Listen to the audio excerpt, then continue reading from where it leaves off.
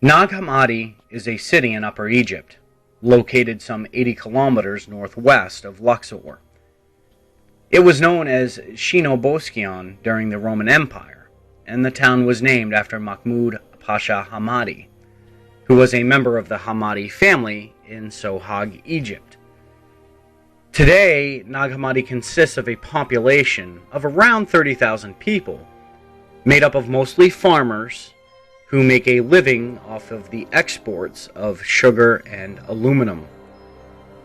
As with the story of discovering the Dead Sea Scrolls, the exact recollection of events describing the finding of the Nag Hammadi scriptures is also somewhat tentative.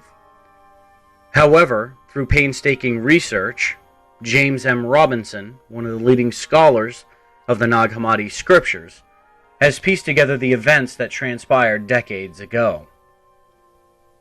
Robinson reconstructed the story that in December of 1945, several Egyptian fellahin, including Muhammad Ali, his brothers Khalifa Ali, and Abu al-Mahdi, and others were riding camels near the foothills of Jabal al-Tarif, which was a cliff close to the hamlet known as Hamradum. They were in search of a natural fertilizer known as sabak, which typically accumulates around that area. While they were digging near the slope of the debris, they encountered a large storage jar that was covered by a large boulder. As they smashed the jar onto the ground, they uncovered what is now known as the Nag Hammadi Library. From the discovery of the Nag Hammadi Library in 1945 until 1947, the scholarly world was enthralled with these new scriptures, most of which were never previously known or extant. Unfortunately for the Nag Hammadi Library, between the years 1947 and 1953, the majority of the world's scholarly attention became fixated upon the discovery of the Dead Sea Scrolls by local Bedouin boys, placing the Nag Hammadi text on the back burner in some sense. Decades since their discovery, a plethora of scholars have remained loyal to making the Nag Hammadi scriptures their life work, such as Elaine Pagels, Marvin Meyer, John D. Turner, James M. Robinson, Einar Thomason, Madeline Scopello, et al.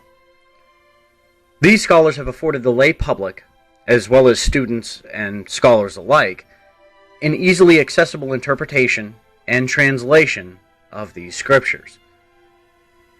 The Nag Hammadi scriptures are a collection of 13 papyrus codices, which were bound in books, not scrolls.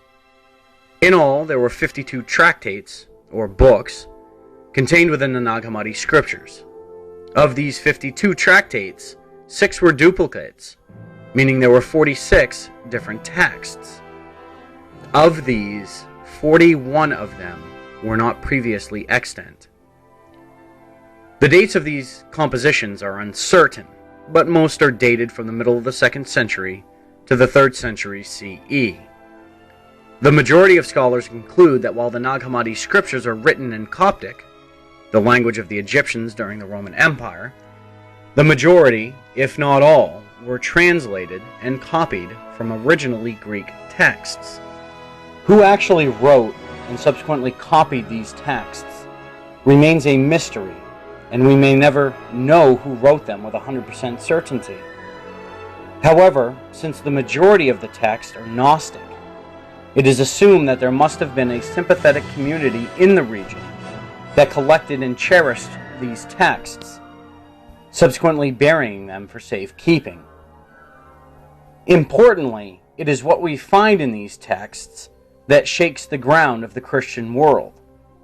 While these texts are indeed considered heretical, this labeling doesn't mute the striking alter personality of Jesus found in some of these texts, and the completely different interpretation and understanding of not only the Bible, but the natural world as well by the Gnostics themselves.